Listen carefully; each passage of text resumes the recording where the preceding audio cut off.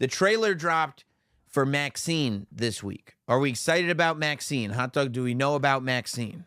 Never heard of it. Okay, Maxxxine is the third movie in the X trilogy. This is Ty West's trilogy. Of course, first he puts out that movie X.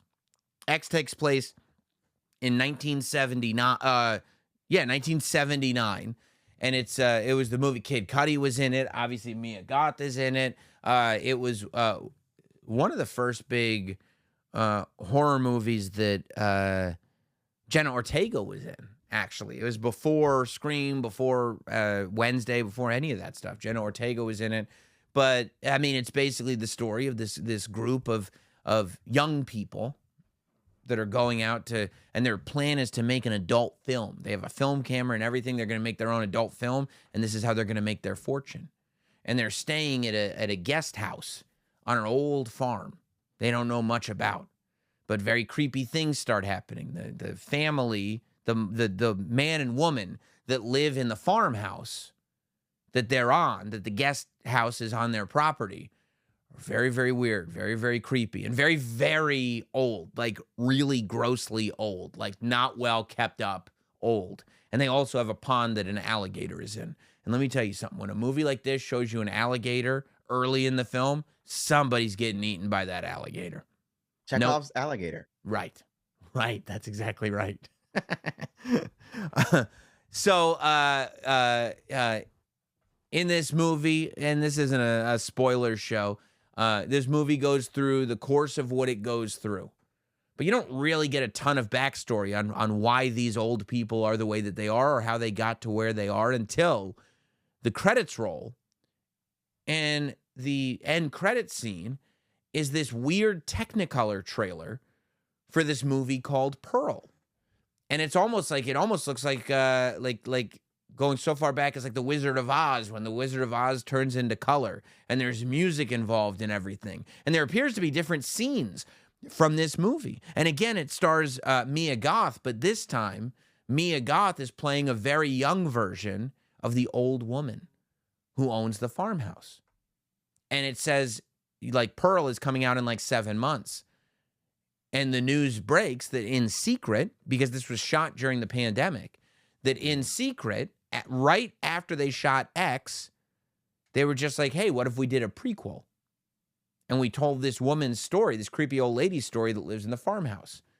And so that's what Pearl was. So Pearl becomes the prequel to X, where Pearl, this now takes place in 1918. And we see Pearl having the same dreams that we saw the lead character Maxxxine have in X. And so we watch what this looks like in 1979.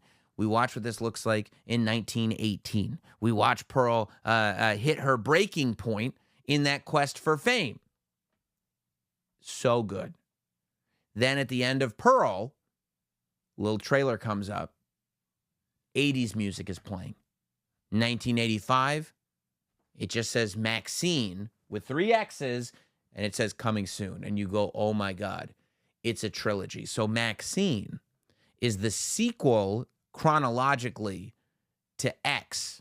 It takes place 6 years after the events of X, 67 years after the events of Pearl. And all 3 are obviously somehow connected because this character, Maxxxine, is the character that stayed in Pearl's house in the movie X.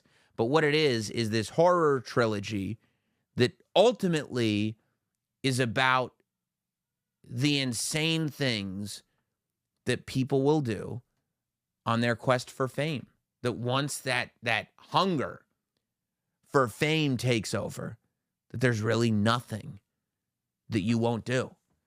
Hot Dog, X and Pearl are I love these 2 movies.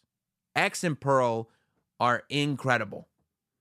If they can stick the landing on Maxxxine, this is going to be, if they stick the landing, which is a big if, but I think they can do it, this is going to be one of the greatest horror trilogies ever. And you're going into masterpiece territory for Ty West. Ty West is the writer-director of all these, and he's working with Mia Goth on all of them. If Ty West sticks the landing on Maxxxine, we're in masterpiece territory.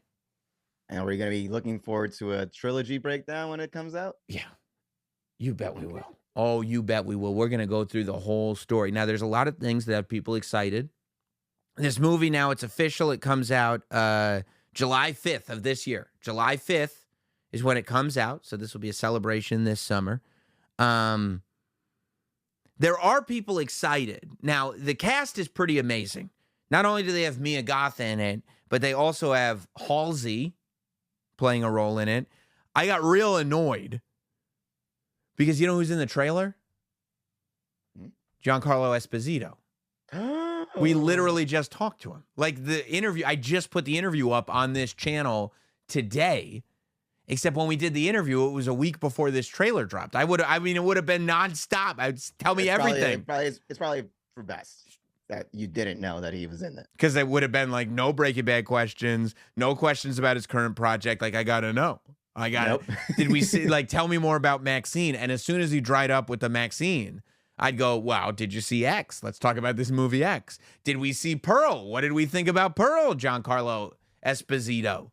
You had me at Giancarlo. As soon as you mentioned he's in this movie, I'm in. Wait till you hear this. Giancarlo's in it. Halsey's in it. Bobby Cannavale's in it. Bobby Cannavale don't miss. Okay, that's one thing about Bobby. Bobby don't miss. It looks like we've got a lot of people breaking down this trailer, including myself in my head, because I'm just like, boring my wife with the details. She's trying to take care of a newborn, and I'm like, no, because if you look at this scene. No, stop what you're doing right now. Yeah. Come here. Let me show you. She's like, I didn't see any of the other two movies. I'm like, oh, they're great. I'll show them to you. So can you imagine having this energy around? Like, you do it for an hour a week. Like, this is always the energy. This is it. And you never know what it's going to be on which day. You never know. No, you really don't. What are we obsessed with now? That's a good call.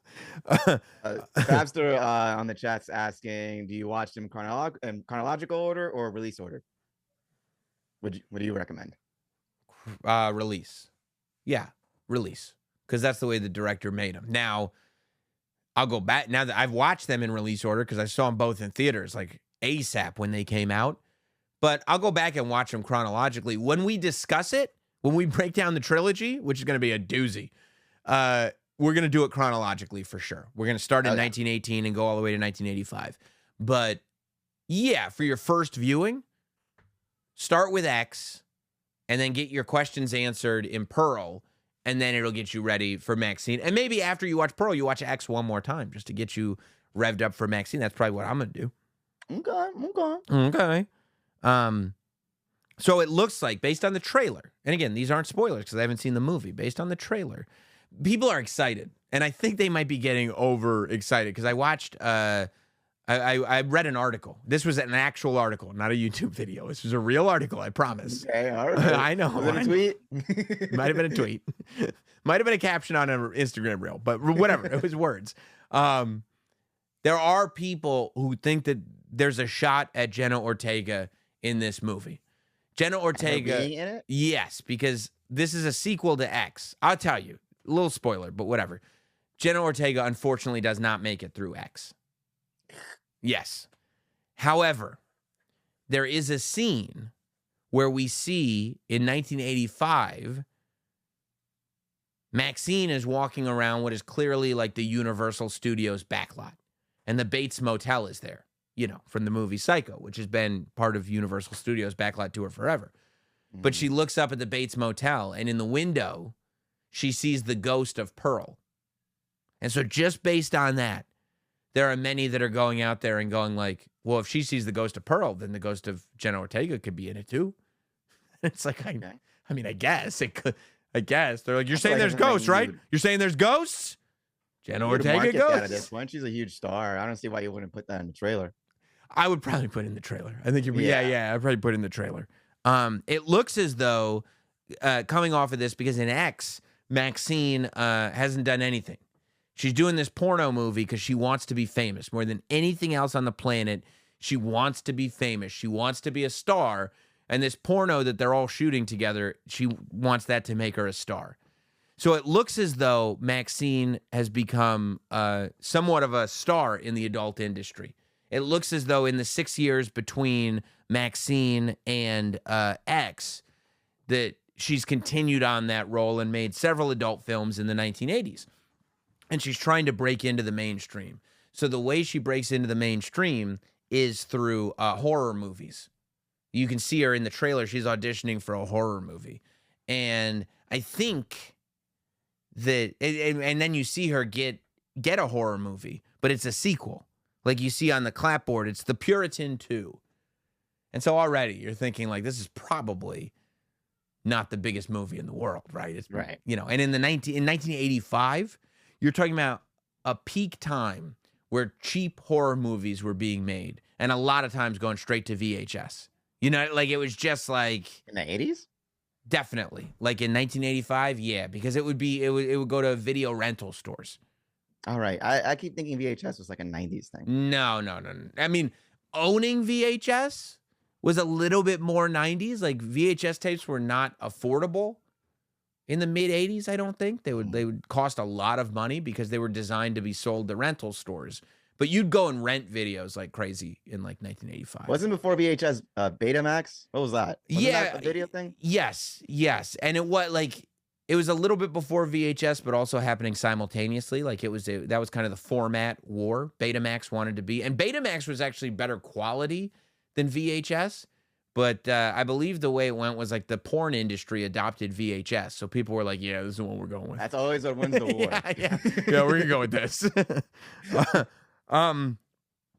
So there is a scene, though, of a massive premiere. Like it looks like Mann's Chinese Theater, you know, and that's what Mann's Chinese Theater is? It's the theater that is like, you know, like the Times Square of LA. I drove you through it when we were out there for WrestleMania, where all those like, you know, people you don't trust are in costumes outside that movie theater with the handprints. Yeah, it looked fun. Right. That's Mann's Chinese.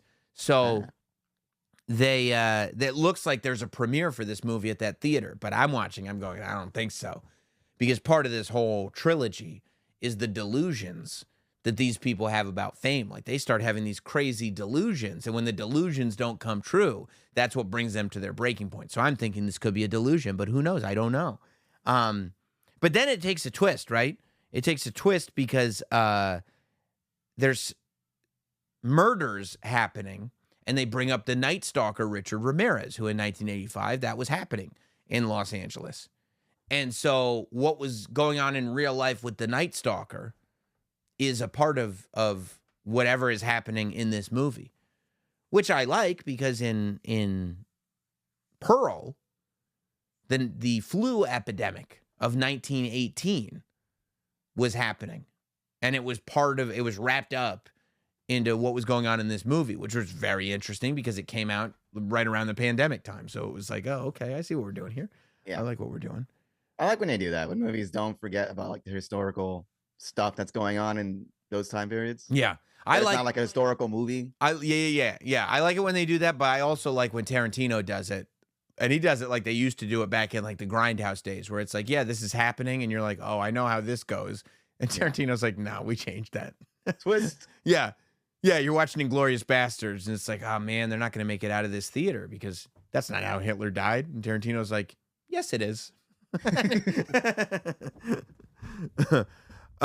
Hitler gets blown up. Yeah, that's what happened. You go, oh my God, this is much better than real life. They're gonna kill my favorite characters because the Manson family, like they didn't die. And it's like, right.